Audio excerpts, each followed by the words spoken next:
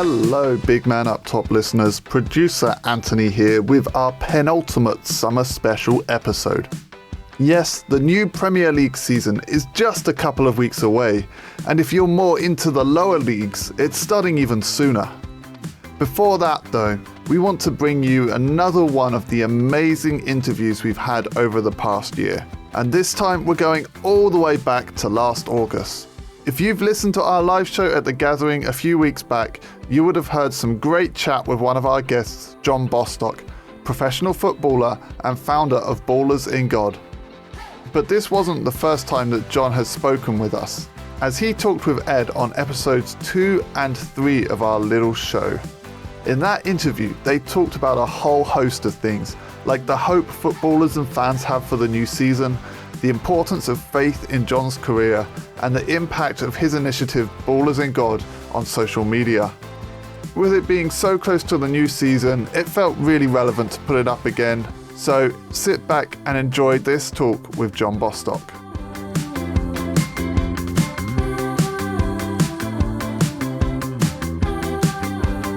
Welcome to the Big Man Up Top. How are you doing? I'm well. Honoured to be here. Look forward to speaking to you today for sure. Great. Thank you. Thank you so much for joining us, mate. So you've had an incredible, stellar career. You've been to all sorts of places. But for the 24-25 season, you're with Solihull Moors, aren't you? So tell us a little bit about that. Yeah. So we had a few offers, a few quite far away from home. Obviously, I'm a footballer, but, I'm a firm believer, and I talk about this a lot, that we're more than players. You're more than just what you do. You're a person first before you perform in any aspect of life or work. And so being a person first, I'm a dad, I'm a husband, and being settled at home was our priority for our next choice of club, so that my family can stay a bit settled, because we've travelled the world for my career. So Solihull Moors came in, and speaking to the manager, the prospect, and the project, the club, it was something that I liked, and sounded really quite exciting, to be honest with you. That's amazing. That's amazing. You touched on it a little bit there, but I was wondering, because you mentioned you had a few offers. What was the thing about the club and about where you're sort of seeing its potential that made you want to join Solihull Moors particularly? Yeah, because I had offers from especially one team in the league above, in League Two, and even some interest from clubs overseas and whatnot. And I think it's really important for people to know why you do what you do. Because you can sign for a club in a division lower and everyone will have a certain opinion about that move. He's taken a step down, or, it looks like you've taken a hit career-wise. But that's why I've come to learn that always know why you do what you do, so that you're not kind of following people's expectations and bound by their opinion of you. Because football's a game of opinions. Every fan has their opinion. They're entitled to it. But as a player, it's important to remember why we do what we do. So my reasons are bigger than just trophies and finances. I have a family that I provide for, and ultimately I want to use my gift to impact people, especially in their faith, and use my talent to glorify God. So it's something that when making decisions for my career, obviously I pray about the steps I'm going to make, and my wife also. And so we came to the decision after the offer came that this was one that we sensed God wanted us to take. Definitely. Well, earlier you mentioned about there's a season for everything. This is the ideal time, isn't it, for football fans to have hope, and it all sort of dissipates maybe after the second or third weekend. But it's that thing of, how do you, as a player, sort of approach this time of the season? Because it feels from the outside like this is the time where, right, we're all ready to go. Anything is possible. So how do you approach the beginning of a season? It's a fresh start.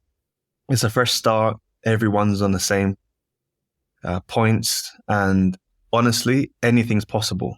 You can achieve your dreams of getting promoted or spending time towards the top of the table, or your worst fears could also possibly happen if you get relegated. So there is a lot to play for. It's a clean slate. But one thing, like you said, hope is a very powerful word, because it's more than a word, it's a mindset. So every team starts off after having a tough preseason, new players in the door, new kit, fans are behind you. And as a player, I guess in my 17, 18 years of being a professional, every year it's like the start of every season. It's like, you have goals to want to try and score and assist and help your team. And I think the goal is always to succeed. You never set a goal to fail. So We press on towards what we desire, but we do know that there'll come trials, tribulations, and ups and downs. So yeah, it's an exciting time for a new player. You put on the fresh kit, you have your new boots, and your family come to watch, and yeah, it's a special time for sure. And also the preseason's finished, so that's always good news to every player because it's tough. Preseason training is very demanding. Yeah, you've had enough of running around the local lake or whatever it is. Well, listen, John, you're a man of faith. How does your faith in Jesus shape that hope? So, you talked about hope at the start of the season, but just day to day, how does your faith in Jesus shape that? It's a wonderful question. I get asked this a lot when people ask about my faith. And I think, look, everyone listening to this, every single person I'm sure has either been through something, going through something, or will go through something that is very challenging. And football is a wonderful game. I believe it's probably the world's biggest religion. If you look at it, it unites every culture, every religion, every nation, every continent. It's a special, beautiful game. And although, it's a game that is loved and followed by so many, when you're in it, there are some amazing ups, but also some serious downs. Performance levels, being out of the team, not performing as you desire to perform, maybe not having a club. I feel like I've experienced all of these things numerous times. And the danger is, as a young person, I kind of grew up to put my hope in my sport, in my identity, in my performance, in my sport. But the issue with that is football's always changing. Everything changes about football. The managers change, opinions change, fans change, kit changes, times change, everything changes. So if you put your hope in something that consistently changes, that's not going to be a very good foundation to build yourself as a man. So when you ask me, how does my hope in Jesus impact me? It actually has given me a complete new identity in my thought process and my performances. I now play with a freedom rather than playing with a fear of, I might be out of the team, or what happens if I don't get a club. I now know that my gift is the talent that God's given me.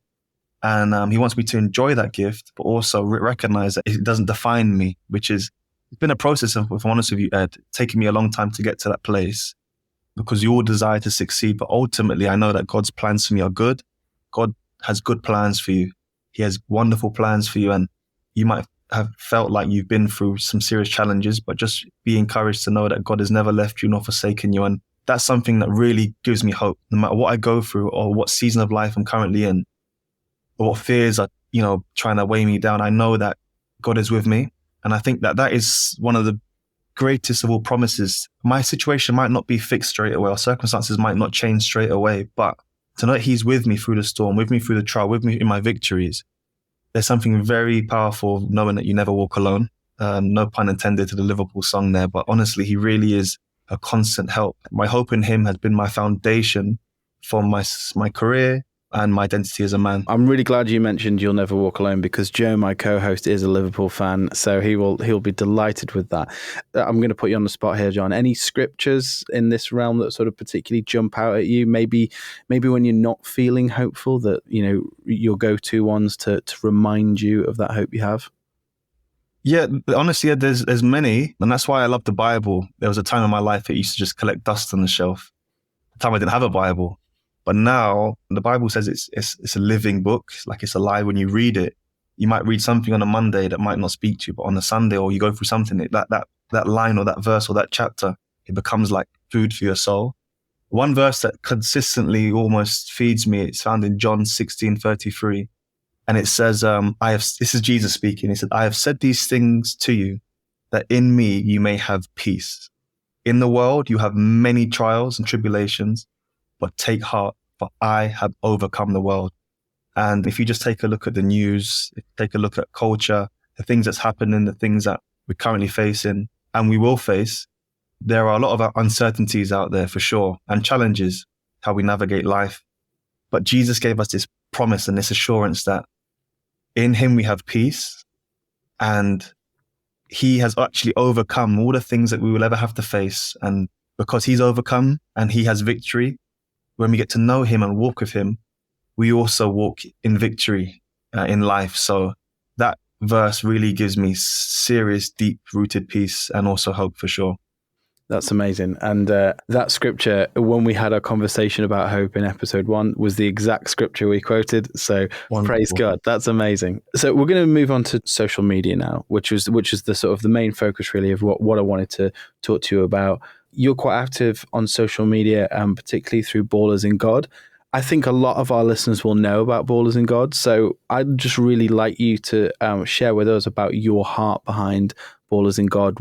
Why does it exist? So Ballers in God was formed in 2015. So we're coming up to our 10-year anniversary next year. And it was birthed out of a burden, really. I was in Belgium. I'd left England, obviously, out of my kind of network of church and family and friends. And so I found myself quite isolated and almost alone in my faith journey as a footballer. Obviously, I tried to visit church in Belgium, but the language barrier, my training schedule, it provided a hurdle. And I was just praying one day, and I just sensed that, there needs to be a community for footballers who have faith. And I was obedient to just take a step in that direction. And I came into contact with some of the players I met on my journey who were interested in faith or had some sort of connection to God. And I reached out to them. I just said, look, would you want to join an online meeting where we could just come together as players to pray, to read the word, to support each other? And they were really for it. And we had our first meeting in 2015 with 4 players on Skype. And we prayed, we laughed, we cried. It was a very, very wonderful time. It's like, there's some things you do, you just feel like God's signature's on it. It's like, oh yeah, God's presence is here. And so we grew and grew and grew to the point where players invited teammates, and we started to meet more regularly. And we kind of grew into 3 language groups, so English, French, and Dutch. So as of now, we actually have daily meetings, prayer meetings, weekly discipleship meetings online. And it came to the point where, we were serving players, like players were getting, community and, they were getting support. And we recognized that actually there's a huge community out there of footballing fans and people who love football and are connected to faith. They also, I'm sure, would need, appreciate being encouraged and recognizing that there are actually many footballers out there scattered who do have faith and are quite vocal and bold about their faith. So we started the Instagram account and online socials. In 2018, it was a few years after we started the main movement. And it took off like wildfire. It was really well received. And I think that football is a wonderful instrument to use to unite people, and so much more so with faith, So yeah, I think it's been encouraging for players for the public and fans to see that the team they support or the teams that watch a match of the day or they follow in Europe, there are Christian brothers in those teams, and in the women's game as well. There's Christian sisters in those teams who, they're in the world of football, but they're trying to do it for God's glory. So yeah, the Instagram's had a big impact. And over the years, we've received so many encouraging messages from footballing fans and people alike that have said that this Instagram account and the content that we produce has really ignited their desire to want to know Jesus and grow in their faith and help them in a day-to-day life. They look forward to the posts. It's something that really gives me joy and is an encouragement to me. So that's the heart behind why we did it. We recognize that football's a wonderful platform, but can we use it to impact people for Jesus? And certainly I can vouch, it's been a tremendous encouragement to me. There's just something really special, for example, like as an England fan, to get to see, Bukayo Saka running down the wing and be like, go on, because you feel like there's an extra 10% of, God's making him that little bit faster. I know, I'm kidding, but I think there is some real encouragement in that, and knowing that, yeah, just like I go to work every day and try and be the best follower of Jesus I can be, and that there's so many of you guys in that industry as well. So it's hugely encouraging. I think one of the things I wanted to ask was about Ballers in God being a positive presence in the social media landscape. I think social media gets a really bad name, and often quite rightly so, because there's a lot of negativity and a lot of disunity and that sort of thing, a lot of division. How important is it for you to be encouraging in that space particularly? Yeah, I think, growing up as a young person in the late 90s, early 2000s, it was forums. Forums was a way that people used to try to, probably show my age now, but I remember them too, mate. I remember them too. Forum, and so that was a way that people would kind of get it's like a release and connect to the community. Now, social media is a complete different animal, and everyone has an opinion, and not only do they have an opinion, they have a platform to voice that opinion. Now, we live in a world where everyone has their own truth, right? But we recognize that there isn't many truths. Jesus said that I am the way, the truth, and the life. So his way is exclusive. This is not to make anyone feel excluded, but this is to Jesus invites himself to all who would listen and all who would accept him, to let him come into their lives. And so we recognize that social media is an incredible platform and tool to get into people's lives. Very rarely and seldom do people just wake up and say, I want to go to church today. But in actual fact, everyone almost wakes up with a device or goes to sleep with a device and checks the device throughout the day. And it's an avenue to present people with Jesus, or present them with encouragement, or present them with, maybe an alternate look to what they hear every day on the news or what they see in their workplace. I recognize that maybe not everyone has social media, but almost everyone has access to it, and everyone wants information. We live in an information age. So I feel like while there's so much information out there, I believe that the voice of the church, the voice of followers of Jesus, we need to have a loud voice, not to be obnoxious or to be radical in a sense, but to have a voice, for it to be loud, for it to be bold, for it to be inviting, for the world to see that we have something that can't be found elsewhere. Jesus really is who he says he is. So I think it's absolutely paramount. And you see, as players have kind of come out of their shell, players are very vocal about what they stand for in life, whether it's veganism, whether it's charity work. And also you find players of faith, Christians, they are very vocal, and they want to use their platform to show people that this is who I am. And there's also an invitation for you to look into what I'm into, so I think it's key. Jesus said, occupy till I come.